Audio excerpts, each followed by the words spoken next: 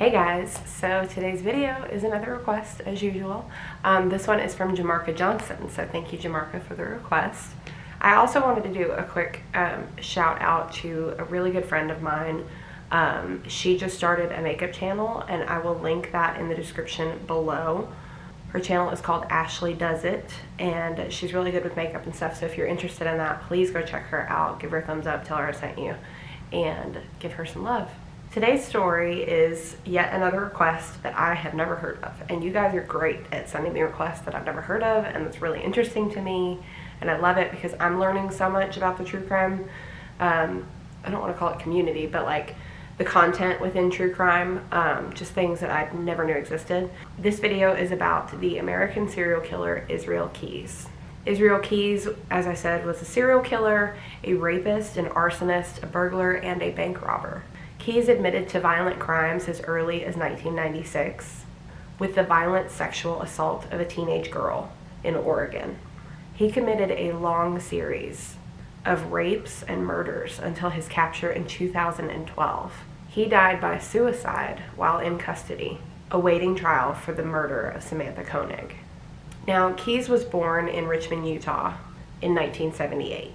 He was homeschooled, and his family actually moved to Washington, where they became neighbors and friends with the family of Chevy Kehoe, who was a white supremacist convicted of 3 1996 murders.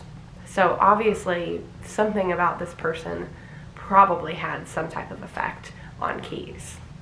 Keyes also served in the U.S. Army from 1998 through 2001.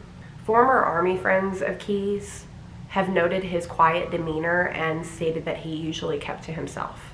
On weekends, he was reported to be a very heavy drinker, consuming bottles of his favorite drink, Wild Turkey Bourbon. He was also heavily into the music group Insane Clown Posse, or ICP, and had several large posters hanging in the barracks in his room.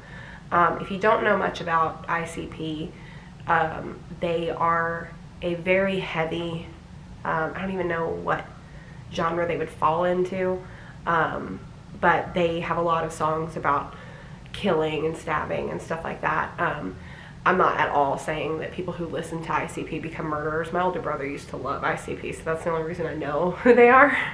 And he's not a murderer as far as I know. So I'm not at all stating that juggalos are murderers, which is their like following. Just want to put that out there. In 2007, Keyes started a construction business in Alaska called Keyes Construction, working as a handyman, a contractor, and construction worker. Keyes admitted to investigators that he killed 4 people in Washington, and these claims are subject of an active investigation by the state police and FBI.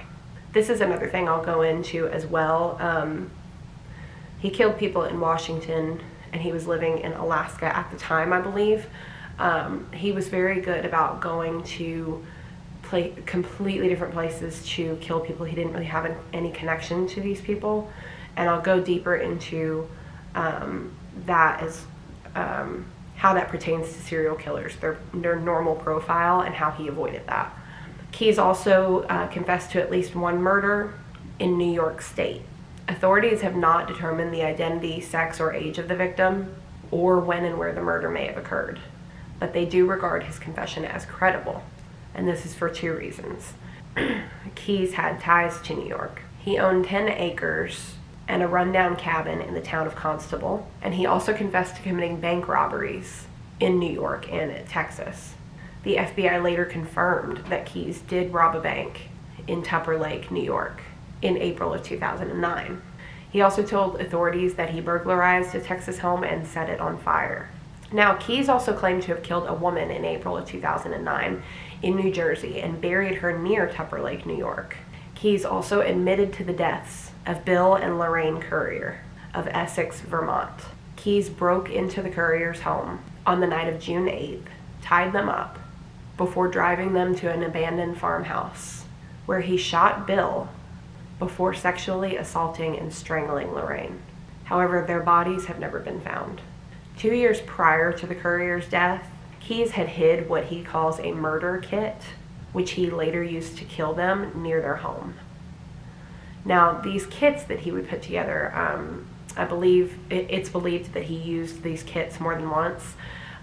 They were Home Depot buckets that he filled with guns, ammo, rope, cash, and Drano, which was used to help the bodies decompose. In February of 2012, Keyes broke his rules that I'll go into about the profiling, and he made two critical mistakes. First, he kidnapped and killed someone from the town that he was living in, which he had never done before.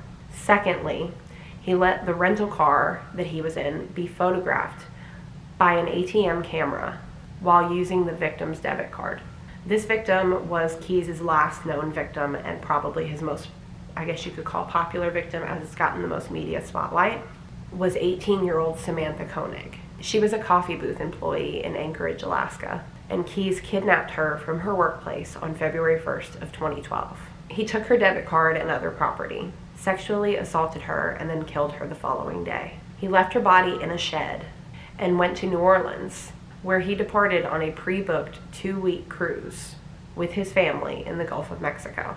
When he returned to Alaska, he snapped a picture of the body with a picture of the 4-day-old issue of the Anchorage News Daily, which was the local newspaper, alongside her body, and he posed it to appear that she was still alive. After demanding $30,000 in ransom, Keyes dismembered Koenig's body and disposed of it in a lake north of Anchorage.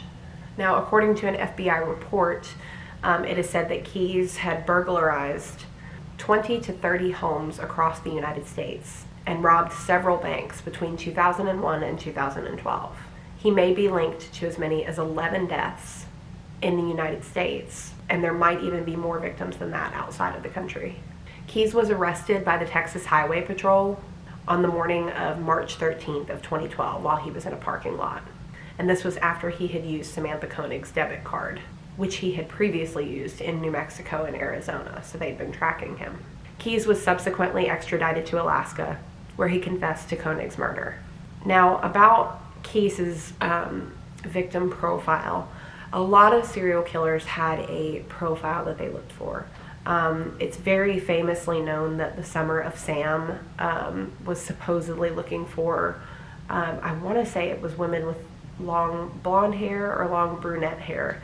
But whatever he was looking for, women in that summer in the 70s started wearing wigs of the opposite color so that they wouldn't attract him. But each killer has had their profile. That may be just a very vulnerable person, that may be a person of a certain age, of a certain sex, of a certain race, or even as simple as a certain hair color and body type. Keyes didn't have any profile. None of his victims seemed to be linked by anything of this sort.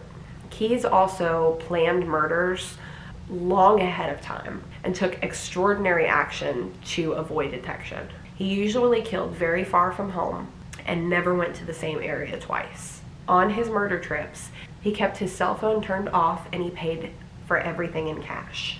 It's believed that all of the cash was from the many different robberies. He had zero connection to any of his victims. For example, for the Courier murders, he flew to Chicago, where he rented a car to drive the extra 1,000 miles to Vermont, and then used the murder kit he had already planted there to kill them. While being held in jail at the Anchorage Correctional Complex on suspicion of murder of Samantha Koenig, Keyes died by suicide on December 2nd of 2012. He did so by slitting his wrists and self-inflicted strangulation. A suicide note was found under his body, and it consisted of an ode to murder, but offered no clues about other possible victims. So that is the story of the Israel Keyes serial killer. I hope you guys enjoyed this. Thank you again, Jamarca, for the request. If you guys like this video, please hit the thumbs up button below. If you have any requests for videos, true crime or otherwise, please leave those in the comments below. If you guys want to see more videos, hit the subscribe button. I upload new videos every Wednesday. And other than that, I will see you guys next week. Bye.